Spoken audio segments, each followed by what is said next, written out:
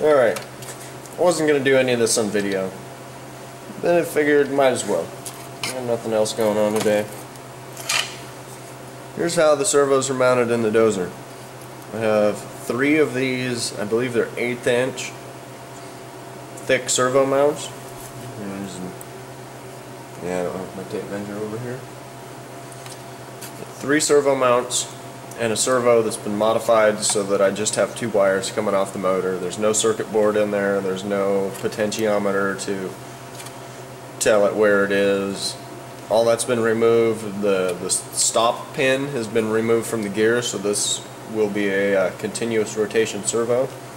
Put them in there. I had to cut a little notch off because there's a little step in there.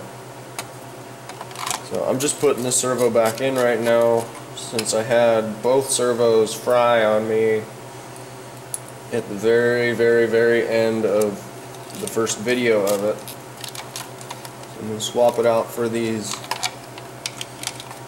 newer ones. I've already tested them, so I know they work.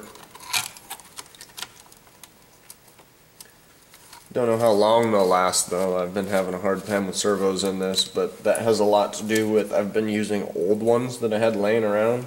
I haven't bought any servos for this. So these are leftovers that had fried circuit boards or broken gears and put together into ones that were good. Make sure my shaft is lined up with the hole correctly. About right there.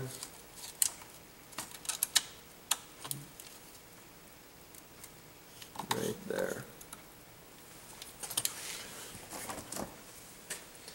Yeah, just getting this servo back in. There's 2 screws.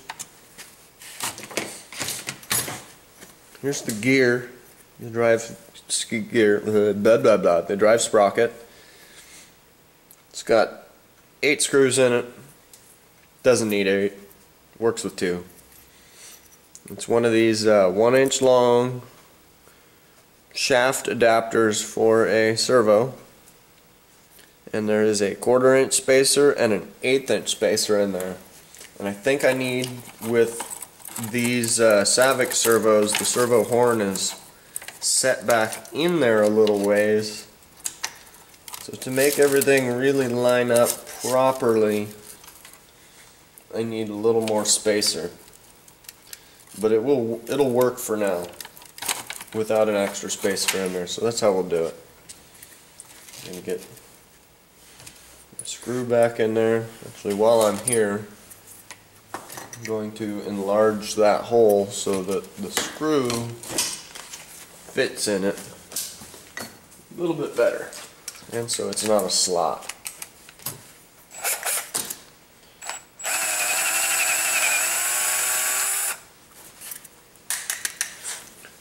There. Now it's more of a hole. See down in there a ways.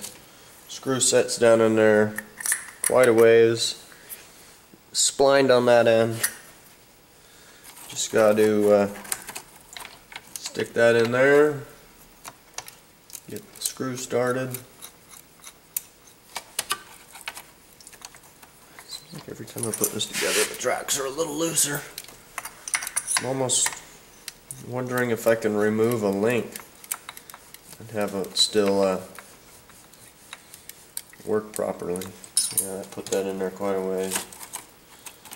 Should be alright. I'll set this up here so we can turn it around.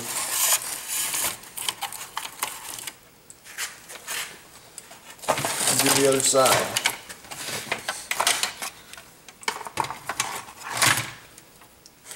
Bring that over there. New motor's already wired in. That's how I tested them. I put a round servo horn, or servo, I don't even know what you call it, the round one of these but plastic. The little flange looking round guy. Got that off there. There's just 2 screws. Holding that in. I thought about doing a build video for this, but that was going to be pretty difficult since I didn't really know what I was doing when I started this one, and it was fairly expensive, so I don't want to build a second one for no particular reason. There's the old servo. Swap the servo mounts over to the new one. Fast enough so it's not a long, boring video. I know a lot of people want to see how I built this. It was really pretty easy. The ripper for the back, all I had to do was drill 2 holes. There's a mount down here and a mount up here. You can't see that. Mount right there and a mount down there. It doesn't get any simpler than that, and then you run the wire in. So ripper's about as easy as it gets. You just figure out where you need your holes to go. I'm using a 50 millimeter travel L16 actuator on the rear. The front has this is a dash R. The fronts are 100 millimeter travel dash S in the L12. And using them with the dash S, you can't just plug them straight into your speed controller. You have to have a controller for the actuator. So I used the 2 actuators with a 5 amp? Yeah, 5 amp Sabertooth speed controller, and that will make it so that with the one stick I can make it go, oh, I dropped the screw in there. I can make it go up and down and tilt side to side with just the one control, which is pretty handy. I thought about putting actuators on the front to tilt the blade front to back, but I've been kind of messing around with that by hand, and it really doesn't buy me a whole lot being able to do that. I might be able to make the dirt tip over the edge of the pile a little better. I don't know. I'm not too concerned about that. It stays put. It's kind of nice having it have a little give there. It helps with the tilting of the blade side to side. Hope this isn't too boring for you. This has a 8-channel receiver,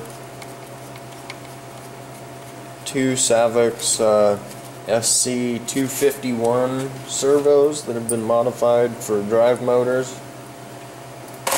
It's got a Sabertooth 25, is it a 12 or a 25?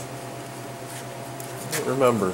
It's a 12 amp Sabertooth controller for the tracks, and a 5 amp Sabertooth controller for the blade. So doing it that way kind of brings the cost up a little bit, because you gotta buy another $60 actuator or $60 speed control to complete the build. But I really like how it turned out. Being able to move the blade, tilt it side to side is really handy. Being able to slope everything and get the grade that I want, even though it's just for RC cars. I hope my head wasn't in the way for that. Pliers for this one. Alright, that's back on. I'm going to modify this sprocket a little bit too, so it's got more of a round hole in it.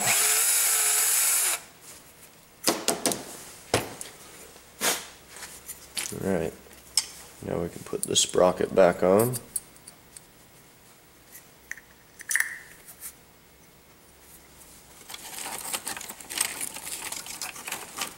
As you saw in the video, it threw a track a few times.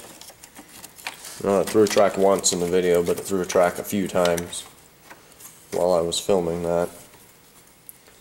And I haven't determined yet how I'm going to keep it from doing that. I kind of think if I make the tracks a little tighter, it'll help quite a bit.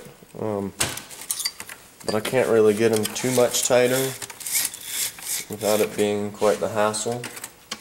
I'm just going to set this back up here for now so we can give the tracks a good test. Make sure they're going to work properly since I've had a few issues with it. And they're used. But it's alright. Alright, tracks, you both going to work?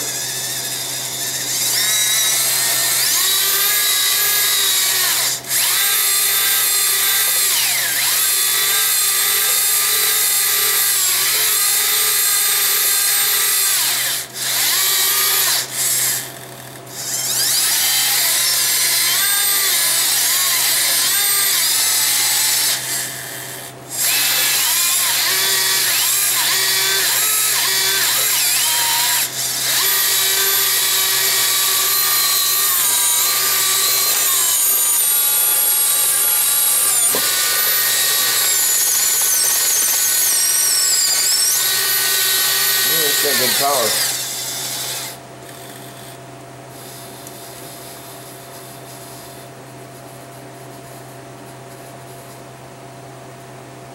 Alright, I'm happy with that. Now, we're going to get it all buttoned up just like it is. Turn the radio back on. Put a battery back in it.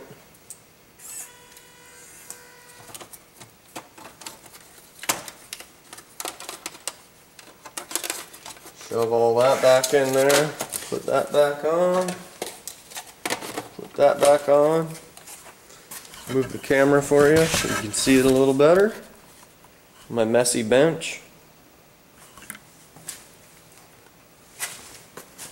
Alright,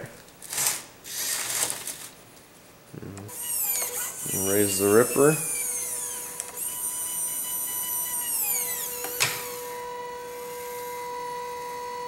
It struggles, but it wants to lift it.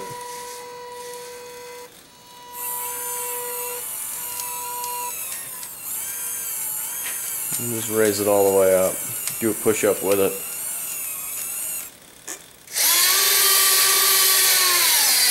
And you might notice that that's bowing. That's not good. That means I need to trim this out a little more.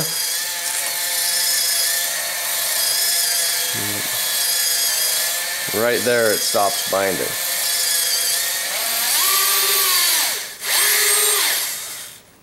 Let's raise it all up and see if I can turn it around with the controls without it falling off the table.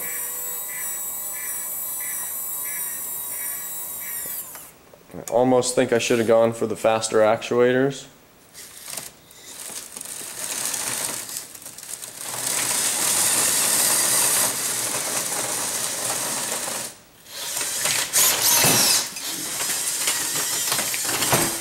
Glad that wasn't full. I think I kicked the tripod too.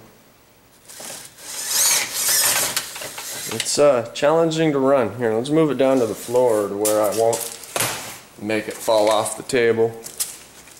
Put it over here. Less junk. Woo. Fast turn. There it is, way down there. And we'll zoom in on it.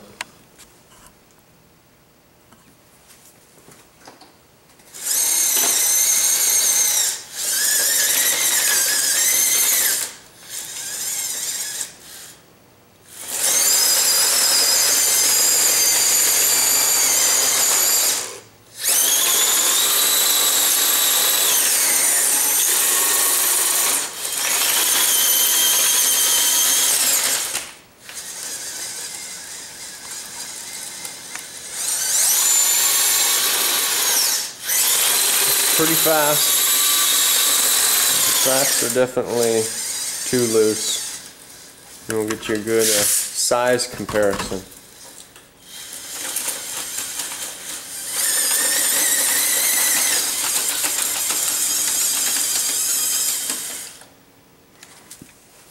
Alright, So that's my dozer.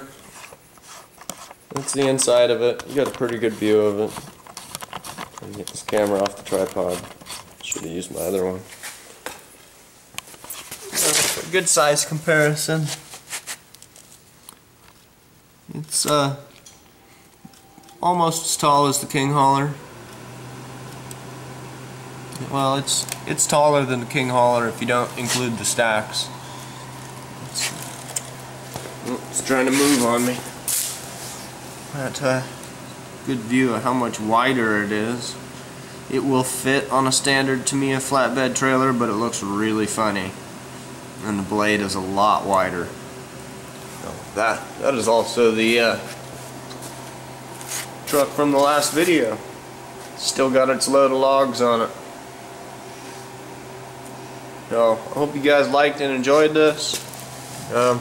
If not, let me know. I won't do any repair videos anymore. Looks like my battery's gonna die, so I'll have to say see you next time. Thanks for watching.